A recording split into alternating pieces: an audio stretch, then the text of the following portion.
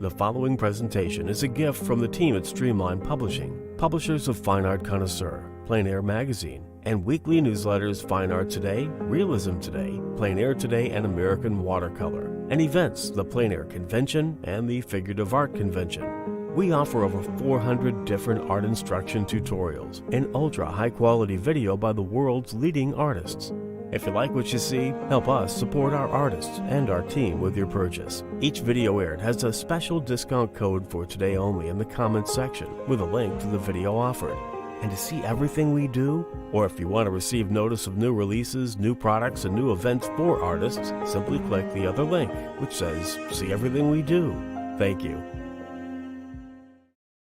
Hi, I'm Eric Rhodes with Plein Air and Fine Art Connoisseur magazines. Years ago, I was out on the coast of California and I wandered into the Ritz-Carlton for a meeting, and there were these big, beautiful, historic paintings. Well, it turned out they weren't historic at all. They were a living master by the name of Brian Blood.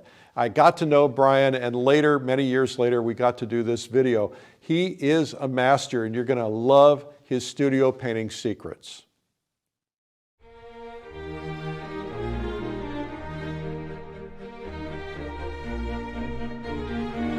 Hi, my name is Brian Blood, and welcome to my studio.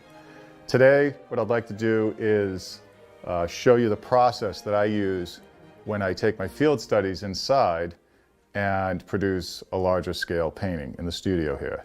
So we're going to kind of walk through the motions. I'm going to show you about materials and supplies that I use and why I use them. And I'm going to try to show you a step-by-step demonstration on how I approach plein air painting in the studio. So starting off, my palette that I like to use, it's the same palette that I use when I go out of doors. They really don't change very much. So when you are thinking of that, remember, you don't want to obviously make changes because you're going to be referring to your studies that you used and how you created those out of doors and apply those to the larger scale painting here. And I'm left-handed, so my colors tend to go from left to right. How you lay them out, it really doesn't matter, whatever's comfortable for you, needless to say. But we have titanium white here, and a lot of these are Utrecht colors. I'll try to remember to point that out to you, but this is a Utrecht titanium white, a Utrecht cadmium yellow medium. This is a Winsor & Newton cadmium yellow deep, which I know looks like orange, but it's a cadmium yellow deep. A scarlet, Winsor & Newton scarlet, a Utrecht alizarin crimson, a Utrecht cobalt blue, and a Utrecht ultramarine blue. This is a different color though. This is called Cinnabar green, and it's made by a company called Vasari. They're a handmade paint in New York, and they're fabulous paints. They're very, very nice to use, and I love it very much, so I use a lot of that. This is a Winsor & Newton Viridian, a Winsor & Newton Burnt Sienna, and a Winsor & Newton Burnt Umber. Over on this side, I have been using recently Vasari's line of grays that they have manufactured. So this is called Shiprock. Scott Christensen actually helped create these colors several years ago, and I think they're fabulous. It makes my life sometimes a lot easier. But that's called Shiprock. This color, this sort of green, is called Cedar. This is called Silver Point, and this is called Shale. It's kind of almost a deep red brown, like a Van Dyke brown or something. But I will, this is a full palette that I use. It works out very well. I like it very much. The brushes I prefer to use are mostly flats, hog bristle flat brushes, and I'd like to have a nice edge. So flats work very well. They're very versatile in that you can do, if you imagine you have a lot of flat strokes you can make, you can do little linear strokes like that. You can do little detail areas. You can scrub in with them. They're very versatile. They're very useful to have. The other brush I'll be using as well is a round brush. I use small rounds. And those are just for basically drawing and for detail, etc. But predominantly, mostly what I'm using is a flat brush. My canvas, I like to tone. This is just a inexpensive Dick Blick traditional profile canvas, nothing terribly fancy. I do have linen and other other surfaces, but for today we're going to be using this. And what I like to do is I tone them this little sort of warm honey color with using just some inexpensive acrylic paint, burnt umber and cadmium yellow light.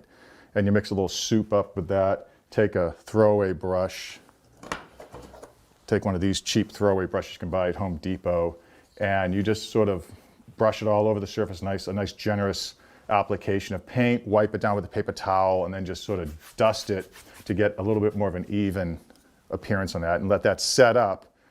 And it's just a nice, simple ground to have when we start the painting. And I do the same for my location panels that I make. It's the same thing. I glue canvas down onto a panel and everything, I trim them up, and then I'll tone them the same way. So really, it's generally always the same. And that's fine. I mean, you don't have to tone your canvas, I just prefer to. Things I wouldn't do is I wouldn't take like reds or greens or purples or very vivid, loud colors and try to tone your canvas that way, just because that's going to be a color and a tone you're going to be fighting throughout the process, and it's distracting. I found it very difficult. So this is a very non-offensive kind of ground to start with. Have plenty of paper towels and rags available for you when you're working, and I have Q-tips and extra brushes, and all that stuff's all ready here, ready for it to go. So I like to use a monitor when I'm in my studio, because I can go out when I am out of doors. Now with digital photography, it's great. I'm like a kid in a candy store. I can shoot hundreds of photos of the scene that I'm concentrating on, bring them back, look on the computer, and I can kind of adjust things if I need to, or get that scene, that composition that I just want. And it's just here, again, as a guide. It's like my window, to the outdoors. And have my studies, if I have one or two or three, whatever they are, I can use those for the color reference, because that's what I saw when I was out there. I'm not a great photographer. I'm not Ansel Adams, and I don't have, $10,000 cameras or things like that. So, and I wouldn't know how to use them if I did. But so it's just, the scene is just there to help guide me. The studies are the way I saw the scene when I was there at that particular moment. It might be lighting or a mood or a time of day. So I collaborate that information when I'm in here. So the more I have to make my job easier, the better. It goes smoother that way, or at least that's what we're hoping for. So let's get started. I start the same way as I do outdoors. This is no different. So what I try to do is I'm going to use a number 6 flat brush to start. I'm just going to take my time. I'm going to draw in the scene.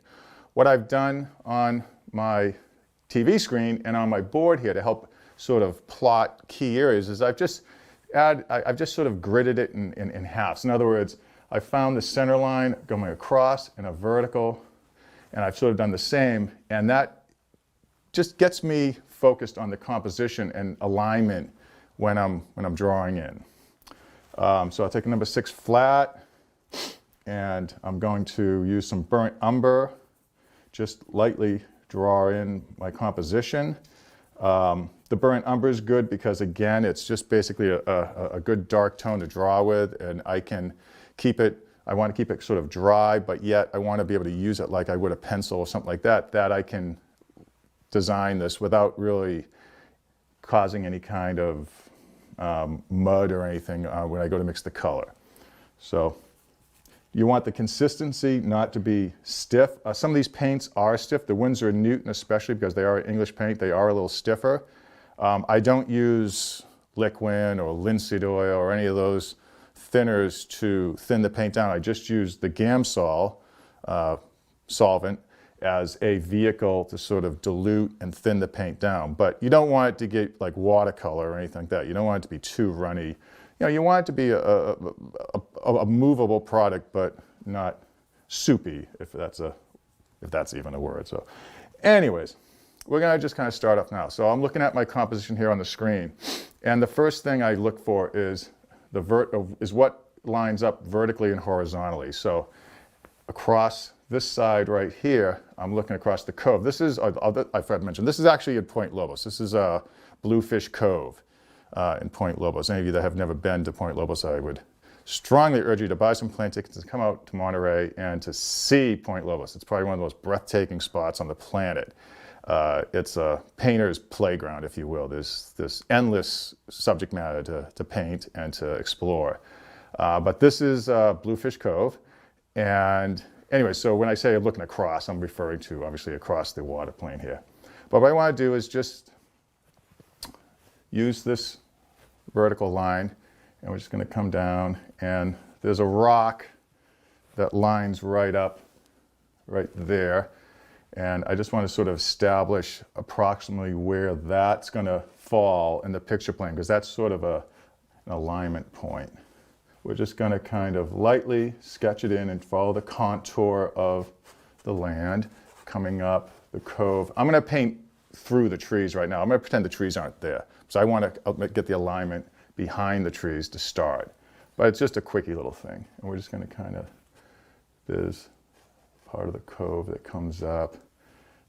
The little beach where the seal pups right now are hanging out. We can't go down to because they're afraid we're going to throw rocks at the little guys while they're nesting. And then we're going to kind of, and I'm just laying in just basic shapes. I'm not really trying to render anything terribly clearly right now. It's just really just for alignments, you know, because this is going to kind of evolve and change throughout the whole process. And I'm establishing light and shadow. All that's going to happen as this goes on. So really, don't render anything too clearly right now, because it's going to have a few little modifications, rocks and stuff.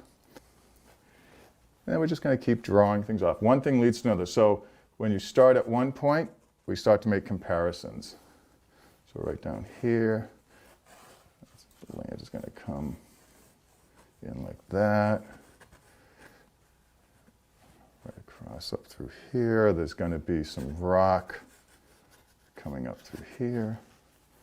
And just keep your paint thin. If you get too heavy-handed, see, that's really not going to pick up any color or anything. It's not going to interfere with it, and that's what you want. If you find you're heavy-handed and you're really, you know, driving the paint into the canvas and you're getting a lot of product on there, that can come back and haunt you later on in the picture. So you just want to be careful until you've made commitments as far as, you know, what wants to go really dark and strong on there. But right now, as I say, we're just laying in the basic shapes. So, okay, we want to bring cypress trees. Again, there's a lot of busy stuff going on in there, so I'm not going to be too concerned about mimicking every nook and cranny and undulation of the cypress trees. You want to get a gesture of them, and they do. They have a great little character about them. So what I always think about, I just think of just movement, and I try to really exaggerate that movement if I can. So they have nice little angles and shapes, and that's the beauty of a cypress tree. They really do. They're very poetic and interesting in that regard. So these guys are going to come down across and through here. Maybe something happening maybe right in there. Watch out, you want that to stand out. Coming across and through here. And just see everything in big masses. There's an area that's right in here in my picture plane of a lot of dead branches and, you know, just foliage and stuff. I'm not going to be too conscious about worrying about getting that. I may just pretend that goes, you know, that's not there. And that's what you can do too. When you're painting, when I'm outdoors, I'm editing and I'm adding, subtracting. I might be accentuating or exaggerating shapes and movement of those shapes. And so when you're in the studio, you can do the same thing. It's sort of playing God a little bit without rearranging the furniture too much, but you just don't want to be drawn and be a slave to everything that's in the scene and feel you have to capture that perfectly. You don't. You use what is working compositionally for you. You omit out things that aren't, and the hope is, and the idea is, you leave with a strong painting. Use big brushes. obviously, when I'm outdoors, I use sort of smaller brushes, number 4s, number 6 flats, number 2 round. When I'm in the studio, because the painting's larger, I'll go larger, bigger brushes, number 10s and 8s and 12s, things like that. You lay more paint out, so, because you're gonna have to cover more surface. But right now, I'm gonna start to lay in sort of where I want the foliage on the trees and that sort of element. So I'm gonna add, instead of just using burnt umber, I'm gonna add a little viridian to that, because I want that color to have a little bit of an earth tone to it, and yet go in a greenish, cool green shade. So let me just come in and right here, let's see. So, and then we're just going to block in some big dark masses. And you want it to be pretty opaque, so make sure you mix enough paint up. And I'm not looking at details, I'm not worrying about branches, I'm more thinking just simply about shapes and silhouetted shapes. So all this stuff, keep it nice and loose to start, and just try to think of a pattern that is going to work. So we just use a little bit of thinner.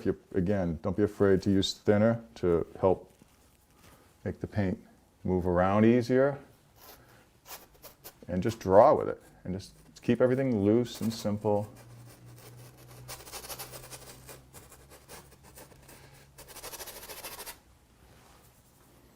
And just go for those big shapes. And these may change slightly, but overall, you just want to get a rhythm going. I mean, I can actually draw with it too, so if I need to have some elements come out of here, that's great.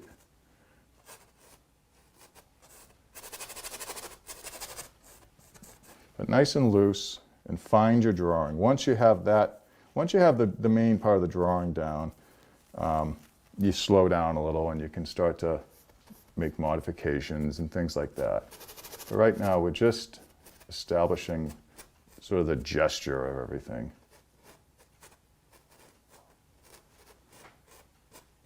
Little branches, and you can come around here.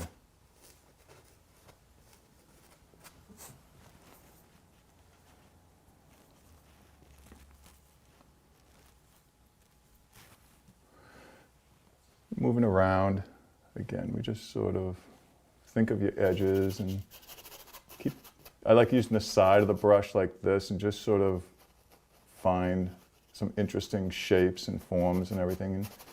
And I'm not laying a lot of paint down, but I'm laying obviously enough where I'm able to see how the elements are working.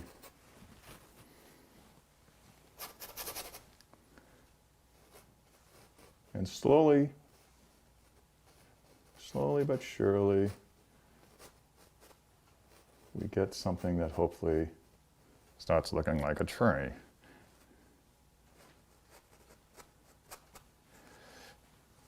You look behind bushes and shrubs and things like that. Good filler.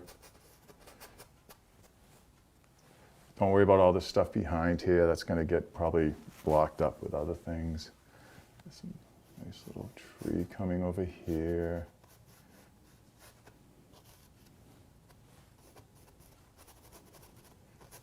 And when you do get close to some areas that maybe need some attention, just slow down, take your time. The nice thing is, when you're outdoors, you don't have the luxury of time, especially if it's a sunny day and there's a lot of elements to your composition, or the lighting, because the lighting will change and et cetera. I'm sure you've heard that. I'm sure that's been a frustration when you're out there. You sit down and you find the scene, and you're all excited and inspired, and you got ready to rip into a killer painting, and all of a sudden, you get halfway through, and holy smokes, you look up and the whole thing is different. Well, that's, welcome to my world. So you learn how to interpret a scene knowing what's going to change. You learn that light moves and it doesn't wait around for you. So you have to be pretty quick with that. You have to go after the key components of a scene pretty much right off the bat, knowing that's going to probably go away. And certainly the light and shadow patterns that can be present, that's what you have to, that's really what you got to go after first, because that will change. So I would recommend doing that. In the studio, we don't have to necessarily worry about that. I mean, that's not going to go anywhere unless I hit the button by accident or some foolish thing like that. But again, like I say, you have a lot more time to think about what you're doing.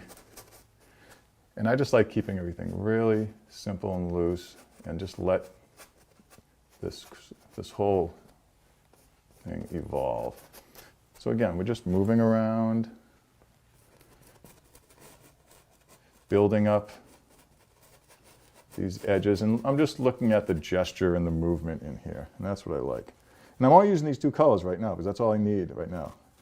I'll start to add in other colors and everything else in a moment. But so let's see, we got up here.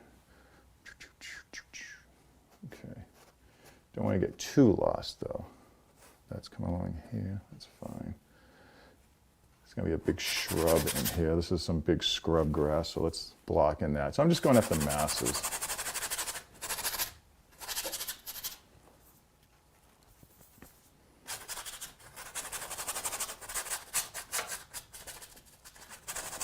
I just did a workshop and I had a student there and she knew all the names of some of these bushes and foliage and stuff. I forgot. She was telling me and I don't know. I should probably know, but maybe in my next life when I'm a gardener, I'll pay attention to that. There's some elements in here. There's like a dead tree and things that kind of fell in the picture plane. I'm not going to necessarily put that in. That's going to probably just become some shrubs or something. I'm not going to really be too worried about that. Some rocks right here. This slopes down. Good place for a shrub. And that's what you want to hear. You want to hear that scratchy sound. That means you're not, that means you're finding the drawing, you're composing.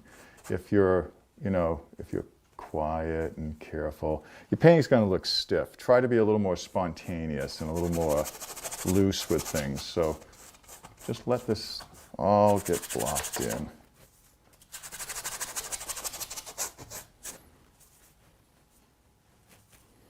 Okay.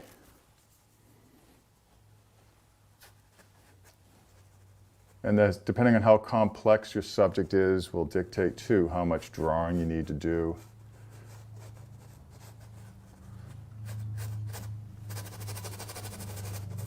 Probably gonna be some stuff happening. There's shrubs and things. Now I'm sure you're looking at this going like, what in the hell is he doing? He doesn't know what he's doing. What's going on here? Well, like I say, little by little, this hopefully will start to come alive. Okay, so we got that. Now we can come across, and again, I'm going to switch brushes. I'm going to take back my number 6 flat. Here, you clean your brush out. I'm going to come back with some burnt umber. And I'm going to redesign this a little bit. Just make sure that before I get into some other color, that I have my background established pretty well. And along and through here. Just sort of a little shape. That's for sky and surf and stuff. Coming through here. The water, I'm not going to really worry too much about the water, but I do want to just, again, I just want to make sure, I need to step in here just for a second. I do want to just make sure that I get some of these rocks working.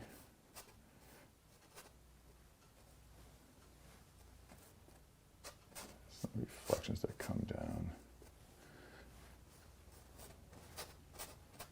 Not worried about all those trees and things back there. I just see that as some tone. And again, I really strongly emphasize this. Don't get drawn into like having to feel like everything has to be rendered perfectly, because you're going to cover it up with paint anyway. So, it's just going to be frustrating if you have to go back and redraw that. Comes across the stuff here. Okay. And then what I'm going to do, let me mix up for some shadow colors for the rocks, and let me darken in this foreground area. It'll come alive. So take some ultramarine blue. I want to mix up a gray, a violety gray. I'm looking at my study, and I'm looking at these tones and tones for the trees and things like that. So I want to create a little bit of a violety gray. And I'm going to take some ultramarine and a little bit of my scarlet, some white. The scarlet's nice because it mixes up a nice muted gray.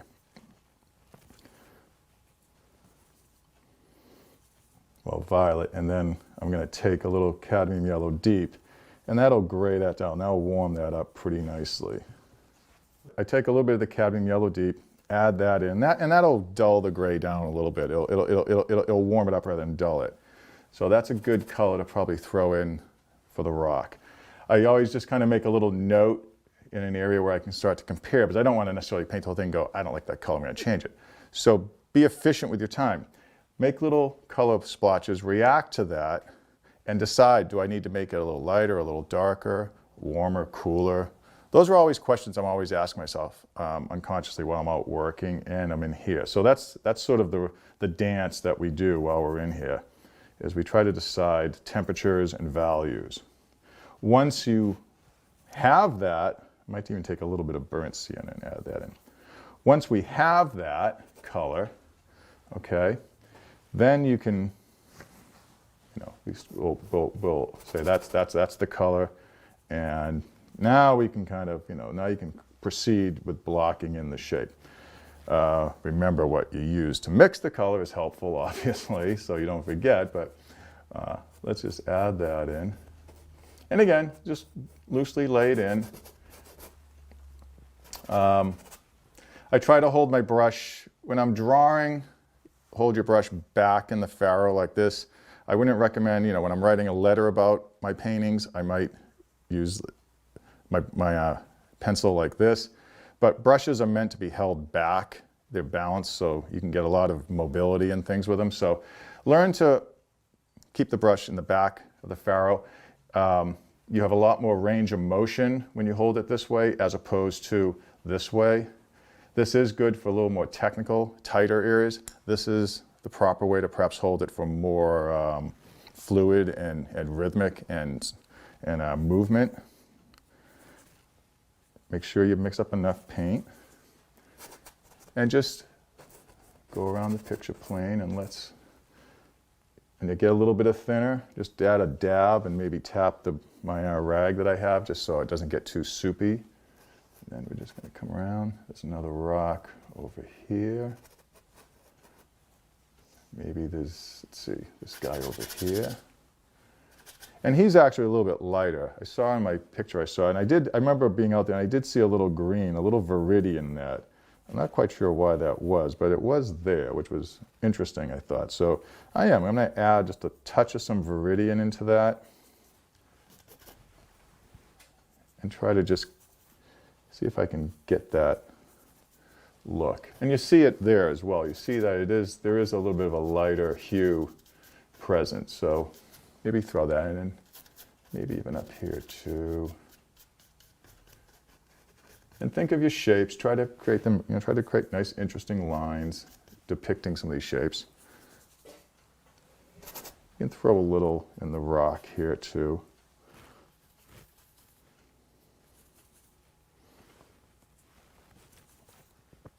Because again, for a while, this is going to be kind of a search and destroy mission. You're going to be searching for information.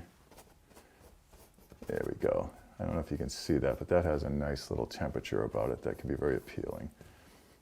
And the trees and such, the same thing. Mix up a little bit of gray using the same ultramarine and some scarlet. And then take a little cadmium yellow deep. I try to also keep my palette organized in that, you know, as much as I have, I lay my colors out the same way. I lay them out in the perimeter of whatever palette I have to maximize my mixing area. I'm very lucky here in the studio. You know, I have a nice big palette, that's great. More room to party on. When you're out and you have your little field boxes, you don't have as much room. So again, you have to kind of be efficient with that limited space. So what I try to do is I keep my puddles of color representative of different areas here organized so I can refer back to them. I don't have colors migrate, I try not to anyways, have the colors migrate in. If I run out of space, then I'll have to kind of clear some area and things. But try to discipline yourself to be organized. And I call it more or less like palette management. And keep yourself organized when you're mixing. And that can help you because it reminds you about how what colors you need to do when you were mixing and things like that. But right here, we're just gonna, again, I'm seeing a lot of, I'm seeing that there's the tree limbs here are gray, have a nice gray hue to them to start. So we're just gonna, like I said, just draw some of those in.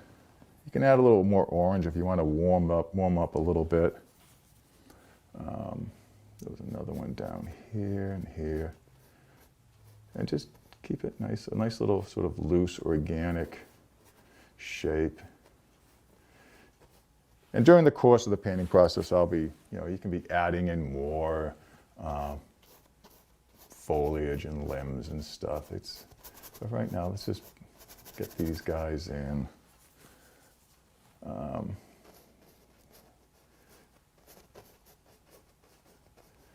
Okay. This big open space here. Let's block that in. I'm going to look at, there's a little area right in here that has a warm earth tone, burnt siennas and some grays in there. So let's just kind of make a note of that. So find another area. I'll just take this same area with the burnt sienna that I had right here. So take some burnt sienna and even a little bit of some ultramarine blue. Oop, not quite that much, but that's okay. A little white to sort of see the flavor you just made. Take a little alizarin crimson too. I think it wants to have some of that in there. So some burnt sienna, alizarin crimson, and the blue will darken it, make a violet, which is looking a little flat. So I think what I want to do is I'm going to take a little bit of this cinnabar green, add that in, and that's going to richen that up a lot. Because again, thinking of your color mixing, your complements, red and green, will complement one another. The blue and orange complement one another. So that's what my theory is as I'm mixing this. So if I need to dull down this, I'll take Viridian. If I need to warm it up, I can take some red, and that should make a nice muted tone. Come over here and just try it. I go, that's a little dark, so take a little bit of some, we can do a little cheat sheet. The grays can be kind of a cheat sheet too, if you want to speed things up. So take a little bit of the silver point over here. Yeah, that's better. It just has a little softer look. That first stroke looked a little harsh. So again, bring that around and maybe get a little richer with it. So again, same thing.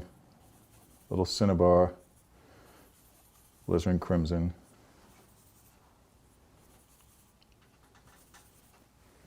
Take a little silver point. Bingo. Money. Bring that across. You can only go so far with it, so again, like I say, mix up paint, move it around, mix up more paint, move it around. Don't expect to paint the whole thing with a few strokes of paint. That's why you have to keep mixing. You always mix them. When you get towards or get up to an object, take your time, marry those edges. Get little bits of accents in there if you want. Come back to this.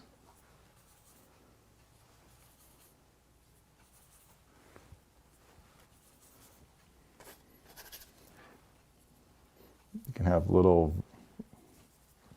variations in there by adding a little bit of violet. See, something like that. So you can have little accents. Because you don't want it to be all the same exact, it's not the same color. It's, there's a bunch of dead scrub and everything over there. So just sort of come around.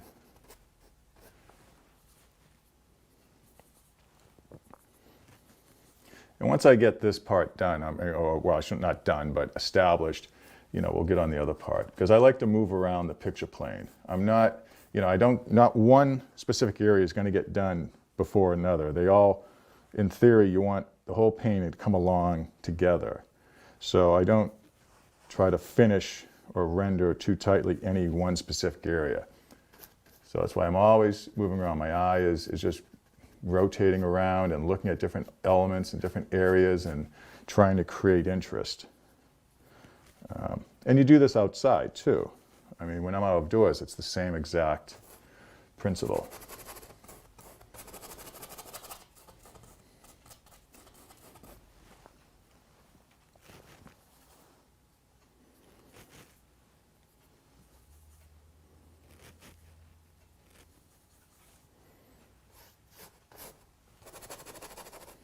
Let's create some variations in there.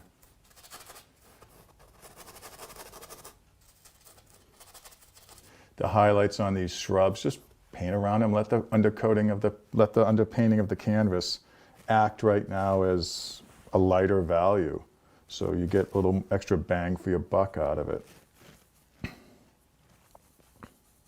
As you paint more, you're going to develop a sense of technique, of application, of paint application and things like that. That comes in time, that comes with mileage. That's exciting, and that's what you should be striving for while you're learning how to paint and establishing your paintings and learning how to build them up. You're going to evolve, so like I say, let that happen. And when you're out there in the field, so again, you don't have, you have to do this in a limited amount of time, so you quickly learn how to be a lot more intuitive. You're not doing a big, you're not doing a big scale painting like this. Needless to say, you're doing a much more scaled down version. So the area is a lot different, but you want to have a sort of a design, a roadmap, an idea, a pace, if you will, of how to apply and what to go for, what to look for, and you learn that after a while. But it starts with just keeping everything loose and not being sucked into any one area too soon. So we're going to leave that like that. We're going to come into this area along in here now. So I like to kind of go after big areas if I can. I've kind of got this ball rolling a little. I know it doesn't look like anything right now, but it will. And now I'm going to start to go for bigger planes back here. And just so you just move throughout the painting and you establish these shapes and planes.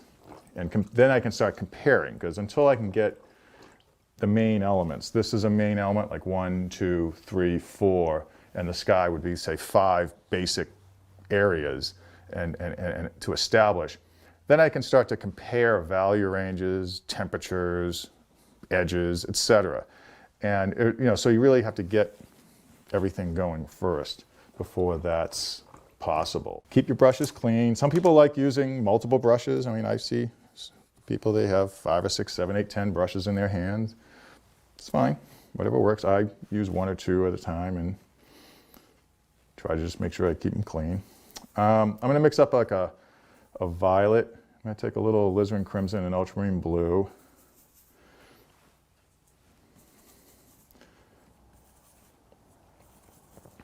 I want to sort of mix up a violet.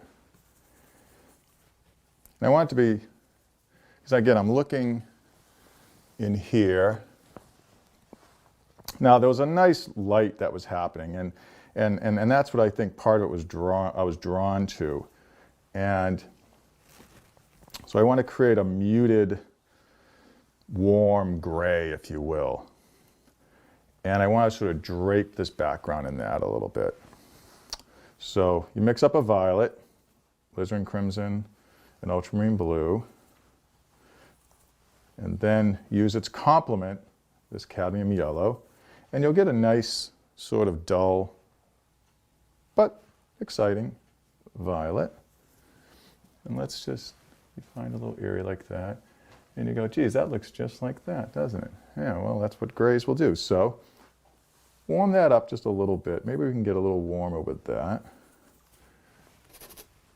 And lighten it up a little bit.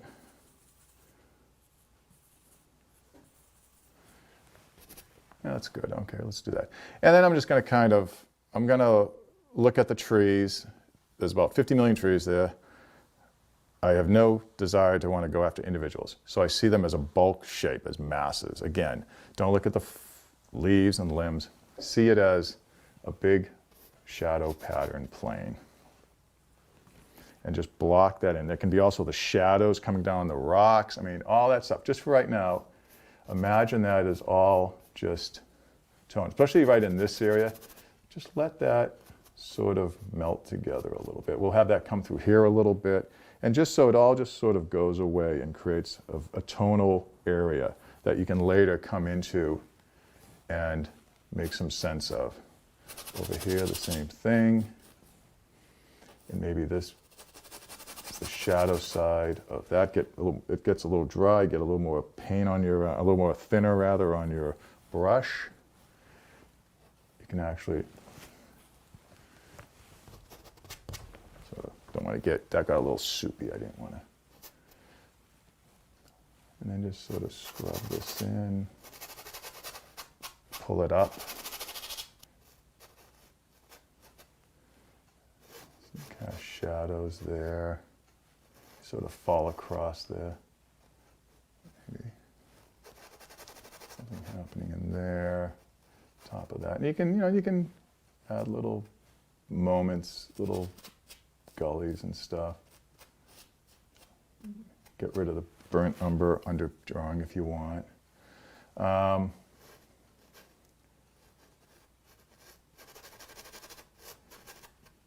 we go.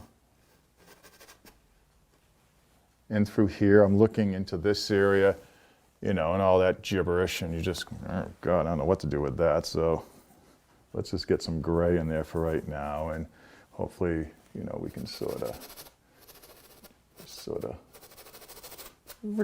rub that in there, bring it across in here, and just get some stuff in there. You can get some, if you want to get a little color. I was noticing in my study, you look into those little breaks. There is a temperature, it's cooler there, so, have a little bit of that moment happen.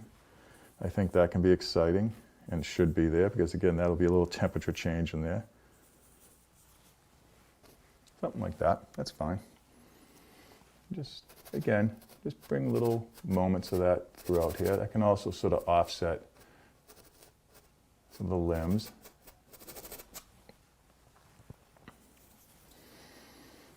Mm-hmm.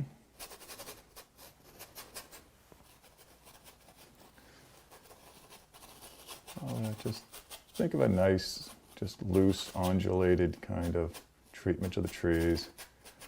This is when I look at this more than sometimes that. I use that as a guide, and I use what I painted as a guide, but I also want to just create some interest. It comes back through here.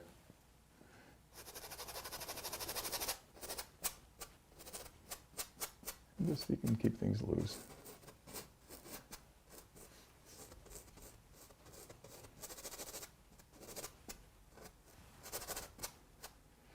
Oh, that's going to get dark. There's probably might be some stuff in through there. Okay. And then let's come in with some light hitting the trees. So again, I sort of see grayish tones going into a greenish gray tones. I didn't, had that study been a little bit larger, I would have gotten up into the light part here, but I kind of have a plan for that. So let's just take some cinnabar green. And the nice thing too is I'm going to mix that color right next to this color here. So I'm going to take a little cinnabar green and a little bit of some burnt sienna. And I want to just mix up a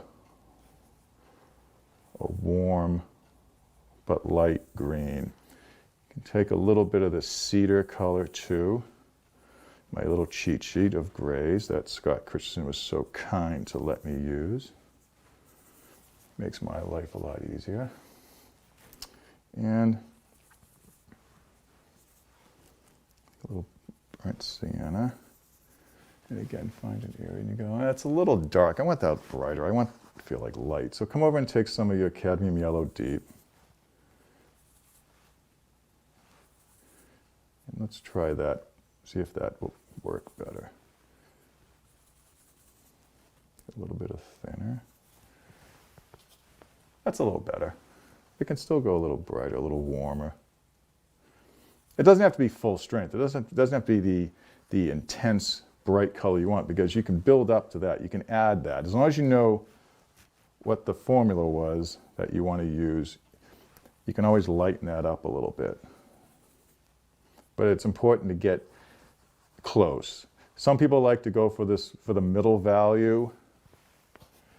Some people like to go for darks and then build up to the middle value and then to the lights. You're going to kind of settle into that on your own. You're going to decide what works best for you. I prefer to start with darks, have some middle tones, build in some lights. I prefer to kind of show some form, light and shadow form, and build on that. Hey, would you like to win a beautiful painting worth almost $3,000? We've got a beautiful Joe McGurl plein air study that he's done of the sunset in Maine. It's gorgeous. If you want to have an opportunity to win it, go to paintinggiveaway.com. Just put in your email. That's all you've got to do, and you only need to enter once. We'll be giving away the prize at the end of May. Go to paintinggiveaway.com.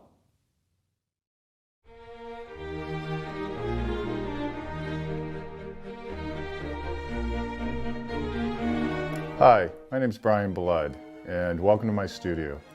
Today, what I'd like to do is show you the process that I use when I take my field studies inside and produce a larger scale painting in the studio here. So we're going to kind of walk through the motions. I'm going to show you about materials and supplies that I use and why I use them. And I'm going to try to show you a step-by-step demonstration on how I approach plein air painting in the studio.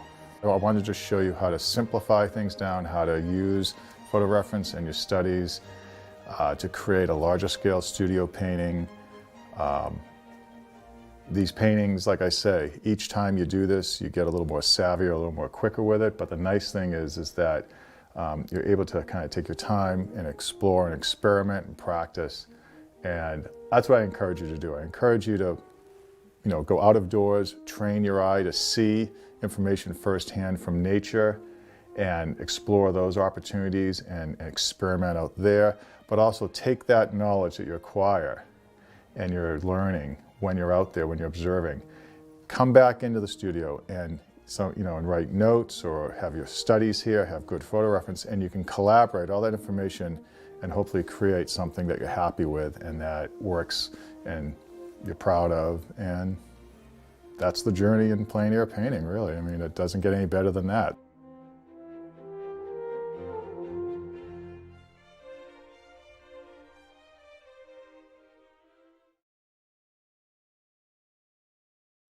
That was Studio Painting Secrets with Brian Blood, a true master. And you can learn more about that at lilyartvideo.com.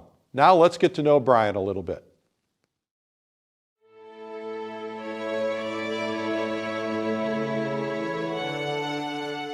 Well, we're here with Brian Blood. We're going to find out a little bit about Brian and his art and what makes him tick. Welcome.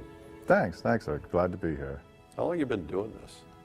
Pretty much most of my life. I mean, professionally, making a living at this for the last, say, 23 years or so. I think I can remember back 1990. I decided to turn completely professional in that. I had side jobs but I had already started with galleries, and they started to take off pretty well. So we transitioned around 1990 into full-time painting and never looked back. It's been a good journey so far, knock on wood. Well, let's talk about that since we're there. What was that transition like for you? What was it? Frightening time? Well, sure, if you think about it. I mean, it goes back to, people who have day jobs and 9-to-5 jobs, they They're in that because there's a security about that. You know, if you show up each and every day on time and such, and you get benefits, you get a paycheck every week, so there's that security.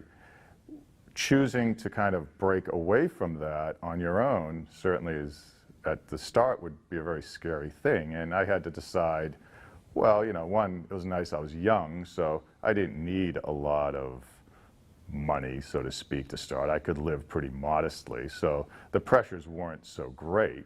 If I had had perhaps a family or something I had to worry about as well. So those responsibilities would certainly play into it. But it was a challenge on the outset for a year or two. I was living in San Francisco. Luckily, my rent wasn't terribly high, so that was nice. But I had a great studio, and I enjoyed the process, and I was motivated.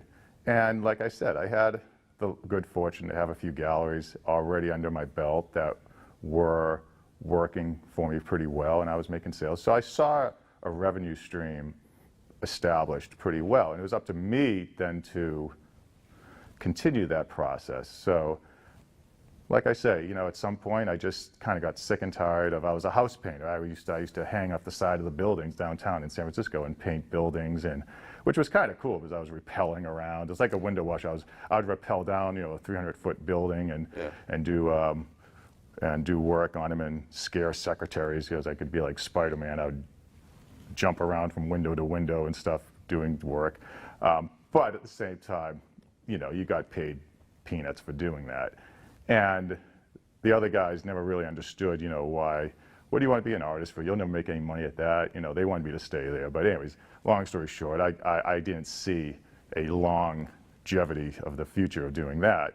I always wanted to, again, be an artist. So there came a time and place where I just decided, you know what, I'm making some money here. I can make more than what I do at that job. It's a lot safer.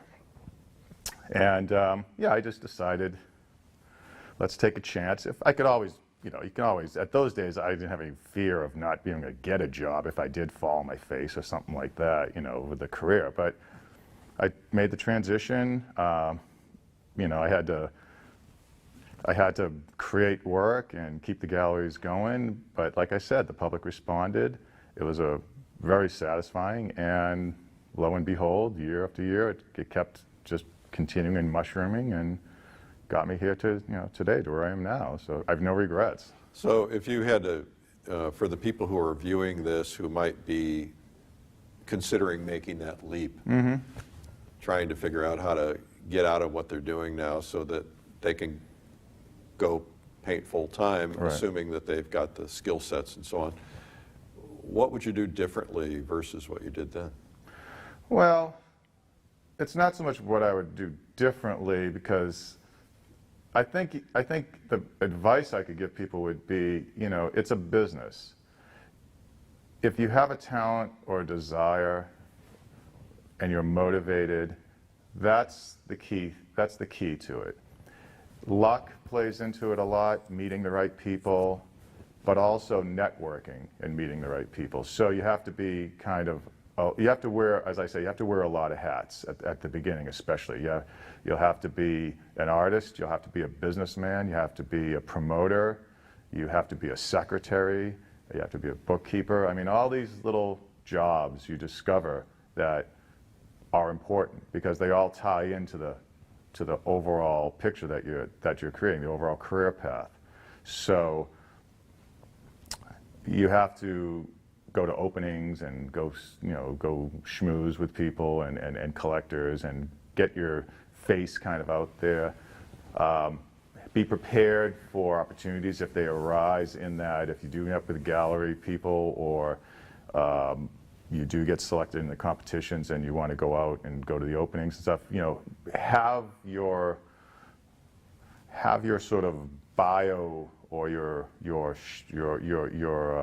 information ready to kind of talk about, you know, what achievements you've done, or what kind of work you like to do, what kind of subjects you like to do, what kind of medium you work in, all these different things. I mean, be able to articulate it is what you're about, and communicate that efficiently to people, I think, is important, because then that instills to them a confidence if they choose to maybe represent you or something.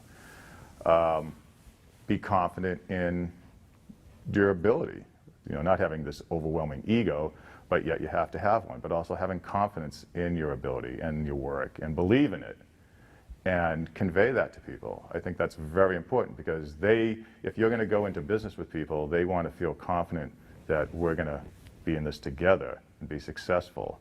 And that can be hard because some people are very shy. I mean, you have to have a certain personality, obviously, but at the same time, you will make mistakes. You'll hopefully not say too many of the wrong things at the wrong time, but inevitably humans do that. So be aware of that, try to minimize those moments and correct them and move forward from that. Is a good start, really, and just be eager to try new things, to be a part of each and every opportunity that might come your way, and take advantage of it, really. So you mentioned that it's a business. It is. Are you an artist or a businessman? Both. I'm probably as involved with the business side of it as I am with the art side. You have to still produce the artwork, obviously, but I think they work hand in hand very much. The one thing I see a lot is some artists are very timid about marketing themselves or dealing with galleries. They just sort of allow the gallery to potentially run their lives and they tell them what to do. Sadly, I don't agree with that. At the same time, it's a balancing act. You have to work together, but just don't let them, manipulate you to do things perhaps that you don't want to do. In other words, I tell my students and I tell collectors and things, I'm going to paint what I want to paint for myself, and then once that's done, I put it out in the marketplace. Mm-hmm. So as a businessman, I have to decide what subject or what themes I'm confident I can deliver and make that work and place that in the right gallery or right venue that gets the most audience. At the same time, you have to watch expenses and overhead and things like that. Not that I have, that much, but at the same time, if not much income's coming in, not much income can go out to invest in yourself. So you just have to be aware of that, and you want to live some form of life, so you're not living in some little shoebox in the middle of the road or something like that. You want to have at least a decent life. At least that's the intent. Early on, as I say, when you're young, it's not quite as concerning. You can live in a little apartment and things, but eventually you'd like to believe you can kind of move up in the world a little bit. But no, being a businessman is just, what I mean by that is just, being on top of situations. Don't be unorganized. Don't be a slacker. Be motivated and pursue opportunities. Advertise, write articles. Try to get your work out in front of the public as in any way you can, like no different than a product would be, and reach as many eyeballs as you can, because you don't know where your next sale, either through a gallery or through yourself, could come from. So you have to just it's like fishing. You have to just keep throwing that line out there and trying to catch that fish that's out in the middle of the stream. It's really as simple as that. And you have to have the inventory and the desire to continue that inventory as a stockpile to sort of keep enticing people to come back to, see what you're doing. Working with galleries, the same thing. You have to think of events or shows or working with clients, all these little things, talking to their staff. A lot of times I go into my galleries and I have meetings with the staff and just say, what is it, that you're hearing? How are people responding to the work? Is there something else I can do? How are you presenting my work to the clients too? When people come in, how do you do it? Now, some galleries receive that better than others, and you have to be a little diplomatic about how you approach it. So again, you're not pushing this on them, but again, it comes back to being kind of in control and, not just sitting idly by and thinking they're doing everything they can in your best interest. Help them and educate them to what it is that you want them to do, and together, hopefully that comes through and the client and collectors respond to it.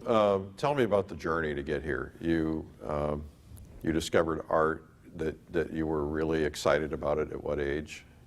If you think about it, all kids are artists when they're young like that. They enjoy drawing and sketching and noodling around. I certainly was that way. My parents were very, very supportive in that. They let me, they would buy me art supplies all the time, and I'd be always drawing. I grew up in New England, so in the wintertime, if I wasn't out playing and if it was really cold, I was inside basically just drawing and painting and making a mess in my room. But my mother was very good about it. As long as she said, as long as it all happens in here, you're fine. Don't, you can't migrate that around the house and stuff. So, and that was fun. I mean, so I could express myself that way. And growing up, again, in school, I always, the teachers seemed to realize that I had a talent, so I was always helping them with visuals and such like that. That was fun. And I went to art school, and I really discovered once in art school what how fun that is and how excited I was to be there. And I did well there. I went to many different, several different rather universities and things, and did well. So it was all encouragement in that regard. And it was just, again, getting back to making that leap, it's from one thing going from drawing and painting things that you enjoy, and then moving into a career. That transition doesn't just happen at a snap of a finger. It does take time. Mm-hmm. There are ups and downs that certainly occur. There are realities that, family and life and things that come into play. But again, if you commit yourself to your craft, if you're dedicated, if you're motivated, if you have perseverance, you find ways to advance yourself and to keep opportunities and things happening. I did that, I started off in graphics. I first, I went to a commercial art school. And back in 1980, I mean, that's what you did. The art schools really, there wasn't really a lot of fine art per se. It was all modern art and things like that was still going on, express yourself kind of classes and things, which in my mind, were not for me. So I wanted to go into art. I thought, okay, commercial art's the way to go. And worked at publishing companies and graphic design houses and ad agencies, I did freelance jobs for them. And at the time, I mean, I thought that was going to be it. And I never was really that happy with it. It was actually quite boring, frankly. But I was working with, illustrations and things, and it was somewhat interesting, but I wasn't very thrilled with it. So what was the leap then in terms of going into fine art? Computers came into play. It was right around like 1984, 85. I remember the representative from Apple came in to our boardroom and put down this tower about this big, and it had a little screen on it, and he had this thing that he called a mouse, and we were all looking at that thing, and he goes, "This is going to replace that whole production department out there," pointing out into the other room where all the typesetting machines and all our paste up and layout artists were and all this thing. And we're all like kind of baffled by this, but it was, I kind of realized, I don't know anything about computers or these things, so, and I wasn't really too excited about staying in graphics anyways, so that's when I went back to school and started pursuing painting and fine art, more or less, in illustration more vigorously, getting out of the graphics side of it. And I always thought, I enjoyed being in art school. I always seemed to do well, and I made connections. So I went back and got another degree in fine art, and lo and behold, again, that's where I met certain people that helped me get galleries, that helped me understand about how to enter shows, that were supportive of what I was doing. So that encouragement motivated and fueled me to keep driving forward with that. And I think, so that's a timing thing too. That's what I mean by saying sometimes you have to be in the right place at the right time, you have to have a little luck, but you have to also be prepared for that. Again, mentally and creatively, I think I was ready for that. So it worked out fairly well in that regard. So what I would recommend to people if they were in the same place is, make sure you have a solid, or if you can, obviously, if that's possible, take classes that teach you about design, about, the fundamentals of layout and design and working with your medium. All these types of classes of figure drawing and still life painting and location painting, all those classes that they offer at different schools. Take those classes if you can afford it and you can afford the time.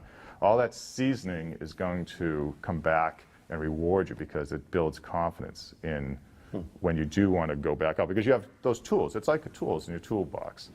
And if you're a plumber, you have all kinds of tools to work on different projects that come up. If you're an artist, you need to have that up here in your brain. You need to have the understanding of how to look at your subject and understand the different, the disciplines of form and structure and things like that.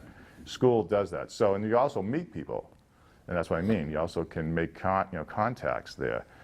If it's a good school, they have a good placement department, and I mean, they can help you with that. But the teachers, the students, all that experience, I think, is really important. And that's what I use to sort of springboard into my career. And all those memories, teaching, things like that, all that came from there. I modeled myself after a lot of different teachers I had over the years. Unconsciously, I didn't realize I was doing that, but when I think back, I find myself repeating a lot of the things that they said. Because again, you're just like a sponge. You absorb as much information as you can, and it comes back out in different ways, different times of your life. In terms of the teaching that you do a lot of workshops, you taught for a lot of years. Beyond these other fundamentals that artists need to be out there getting on their own before they can really develop their work, once you start teaching them painting, plein air painting, etc., what are the basics, what are the fundamentals that you try to push to the students that you're teaching in your workshops? The first thing would be training yourself to see what's happening in nature. Like, I'm a landscape painter, so I talk to them more about understanding what to look for when you're out working. Being able to simplify your subject down. Very often when you go out on location especially, you're bombarded with a myriad of sights and sounds, textures, detail, grandeur of the scene you're at. And it can be very distracting, it can be very overwhelming and very, confusing. So the main thing I try to get people to do is train your eye to look beyond all the detail and all that and just break it down to a very basic, flat pattern to start and establish your composition that way. Your brain lies to you all the time. Your brain tells you, when you look at a tree, your brain automatically has this generic picture of what a tree should look like. Right. And, and really any subject like that. So you have to learn how to sort of override that. There should be a little button that you press and it just sort of, no. I'm going to back up. I'm just going to see it as a silhouetted shape. I'm going to block that in very simply, and then I'm going to pick out the necessary information that I need from that. And that's the hardest thing to teach people, because again, they're used to being literal. They're used to being very, specific about what they want to try to go after. I try to convey a sense of be intuitive, react to what you're looking at, but react in such a way where, again, you don't need to get everything in the kitchen sink in there. It can be just a very simple abbreviation, and if you can get that statement down on the canvas, you can expand upon that a little bit if you need to. But at least if you were to step up and leave from that spot, you would have a very nice, simple breakdown of that scene. And it might be just a tonal breakdown where you're just going after simple light and shadow patterns. It might be a tonal breakdown with some, accents of color and mood, maybe, where you'll add a little drama into it. But it all starts from just a basic, simple, foundational kind of painting. And that's what art school can teach you. Again, if you go to a class, they'll teach you about silhouettes of design and of breakdown of color, of value patterns, things like that. You learn sort of these little, not tricks, but disciplines. Right.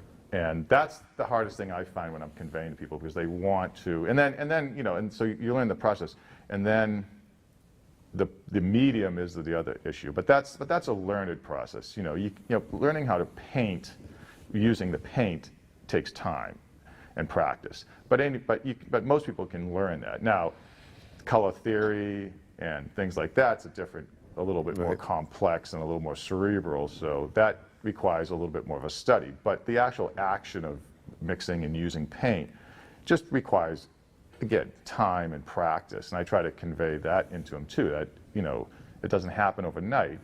But again, it all comes, you know, comes to a sense of you have to sort of be disciplined and motivated and committed and find how that can work into your life. All those ingredients hopefully will melt down into a sort of stew of a successful painting idea, painting process. So you talked about color theory. There are a lot of theories about that. Worms, Cools, Munsell. Do you have a particular way that you approach things? Well,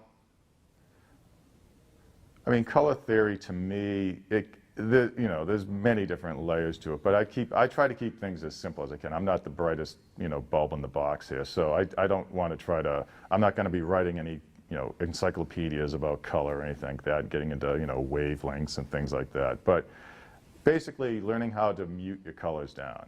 Ideally, what I try to stress to people is, you know, often I have people that come into my workshops, for instance, they have perhaps 30 or 40 colors on their palettes. I mean, for one thing, it's just, you know, they're lugging around a 20-pound box full of paint, which I go, you're not going to need all that stuff. That's crazy. And you don't use those colors. So I try to first convey about using a simplified palette, because what you want to do is you want to be able to mute down colors in nature like that.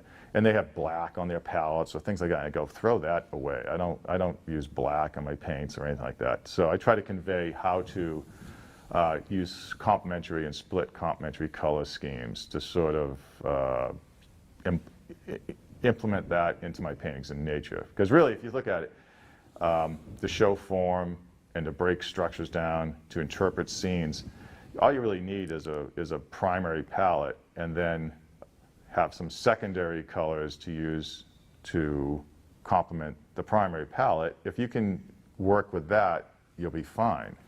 If you know how to mute colors down using their complements, that is going to make the painting look so much more harmonious. It's going to convey structure and form efficiently.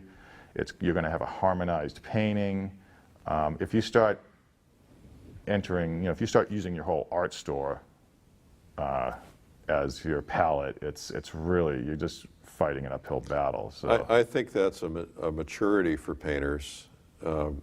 My tendency was to just, you know, make everything a lot of chroma, a lot of color, and I realized that what was really pleasing was, you know, the muted colors, as you say. I refer to them as various forms of grays, and not really a lot of chroma in the painting, but sometimes a spot or two that really make it pop.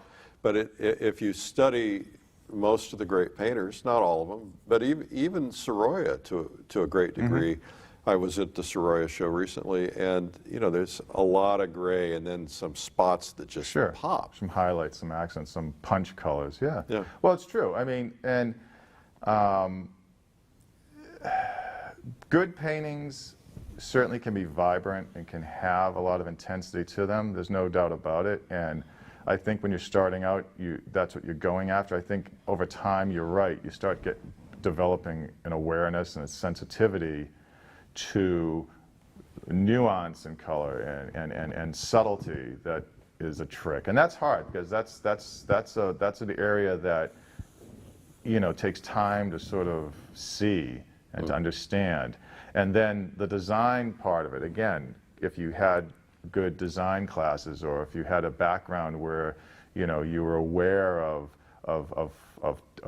targeting, of focal points, of leading the viewer's eye around the picture plane, the things that, if you're aware of those design techniques, impact in like a splash of color, like you said, to emphasize a moment on a painting, a sunlight or something like that, a highlight on a vase or something like that, is, you know, those are definitely tricks or moments. I don't really call them tricks, but they're moments that are going to make that painting, it's going to push it that much further. And certainly practicing with your palette, experiment with other colors, introducing, you know, them into palettes, using limited palettes. I often talk to people a lot about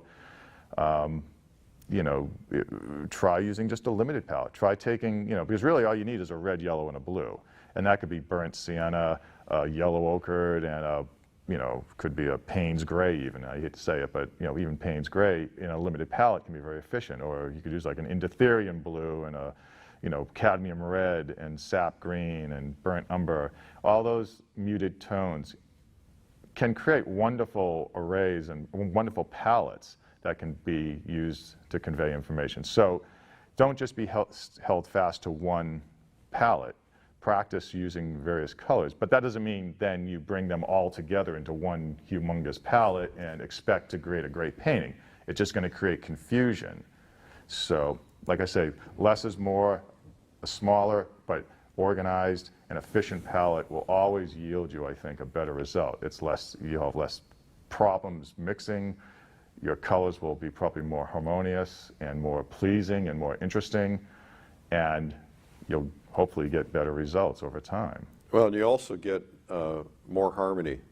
Yeah. Just the mere fact that you're only using those three basics, everything starts falling into harmony. And each manufacturer makes the same named paints, but the name of the colors, but sometimes their colors are slightly different. So I suggest you try different manufacturers as well, because again, they don't all like to kind of play well together, if you will. I use the dysfunctional Thanksgiving dinner type of analogy where, it's a nice idea. We all want to get together and have a dinner, once a year, but some families don't quite play well when they get together, right. So you have your main family, your normal palette, but then sometimes you bring in other colors and they don't always work well together. So you have to be aware of that. And usually you can discover when that is.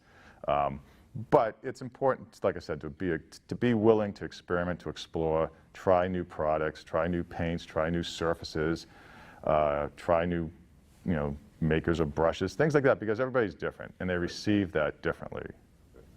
So, is there a particular painter that you wish you could have met and asked a particular question of? Probably. I mean, I grew up in Boston, so I liked people like Dennis Bunker and William Paxton, Sargent, people like that. I probably would have liked to have actually talked to Sargent. He seems like he would have been probably a pretty interesting character, running around smoking his Egyptian cigarettes and being flamboyant and living the, being well taken care of by his patrons and stuff. He goes and hangs out with rich people, around the world for months on end on their dime. I mean, that doesn't sound like a bad gig. You're doing that, right? Nah, not right yet. I live the dream here. I'm not so concerned about conquering the world. If I can live here and have a good, quiet life, I'm just as happy with that. Make a good living, I'm fine with that. But he sounded like he would be a pretty interesting guy to sit down, have a drink with, and pick his brain. And what were the three questions you'd ask? I mean, if you look at his paintings, certainly his portraits and things, and other artists will, I'm sure, corroborate this, is that you look at just the stuff that he did, how he interpreted even just fabrics and his subject. You look at his paintings, and whenever I go to museums, I'm always fascinated by, again, the simplicity of most of his painting. If you look at it, I mean, sure, he spends time on the portrait and things like that, which is obviously important.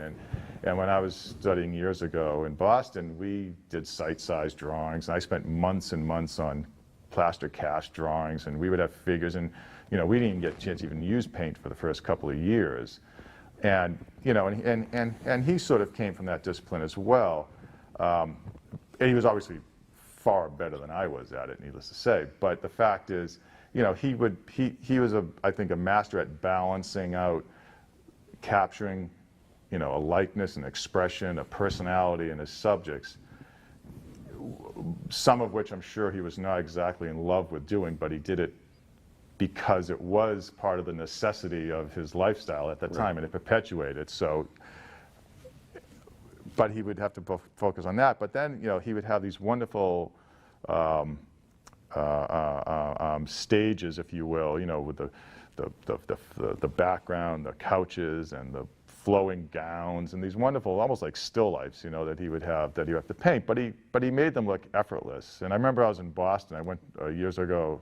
I went to the Sargent exhibit they had at the Museum of Fine Arts, and it was fabulous. I mean, there was 100 and something wonderful paintings that many of which had not been shown before. But I remember looking at a lot of them, not so much at the portraits of who they were and things like that, but the little vignettes and still lifes that were in the portraits. You know, the cups of coffee on the table next to the model, and just how simple they were done. But the color, the anatomy of them, the delivery and the technique was just, you know, really exciting, and just the gutsiness of the, you know, of his brush strokes, of how to show, you know, highlights on satin and things, and the modeling he did, all those things. I mean, so I would ask him pretty much how, you know, what are you thinking when you're doing that? You know, like what goes through your mind?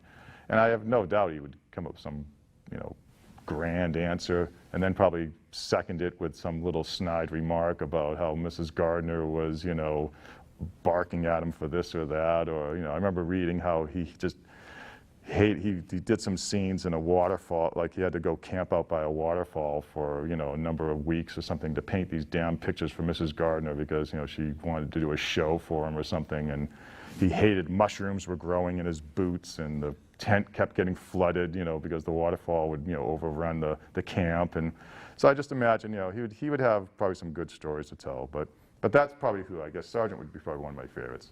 So in terms of what people don't know about you that maybe you'd like them to know? Well, probably that I have as many bad paintings as good paintings in some ways. You know, there's a line I use: you have to get the bad paintings out of your system before you start painting good paintings. And everybody has a different number of them. You might have 100 or 200, and I might have 500, who knows? You know, everybody has a different number. And you got to work through that. And so even to this day, not every painting I do certainly is a good painting or that I like. And, you know, the thing is, you just, you know, the public doesn't get to see them. They get to see the ones that I think are worthy and are good.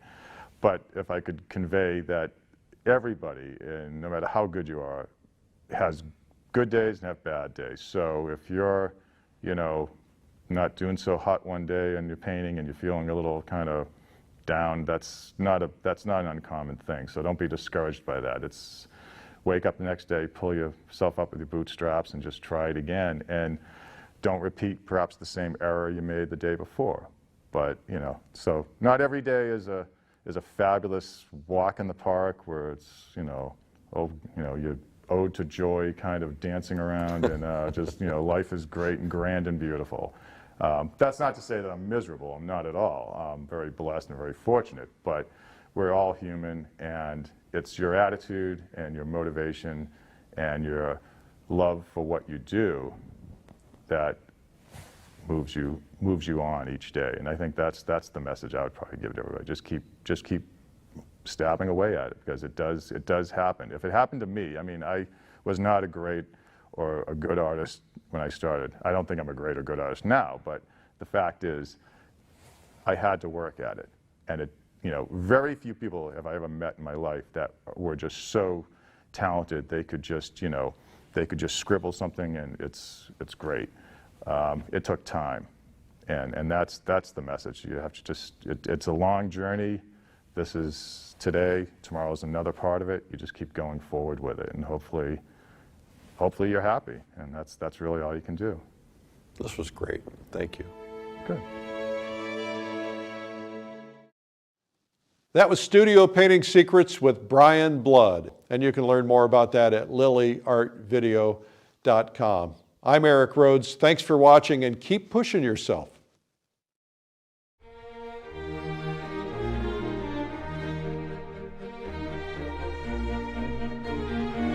Hi, my name's Brian Blood, and welcome to my studio.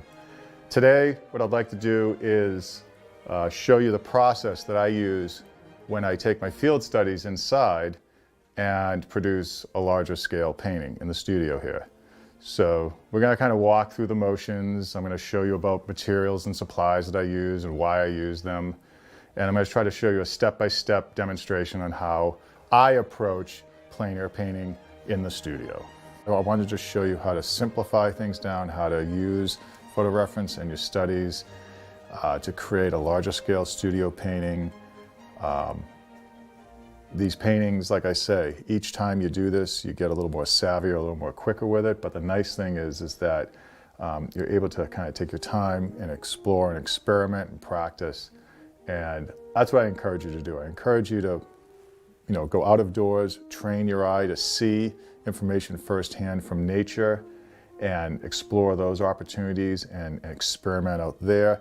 But also take that knowledge that you acquire and you're learning when you're out there, when you're observing, come back into the studio and and write notes or have your studies here, have good photo reference, and you can collaborate all that information and hopefully create something that you're happy with and that works and you're proud of. And that's the journey in plein air painting, really. I mean, it doesn't get any better than that.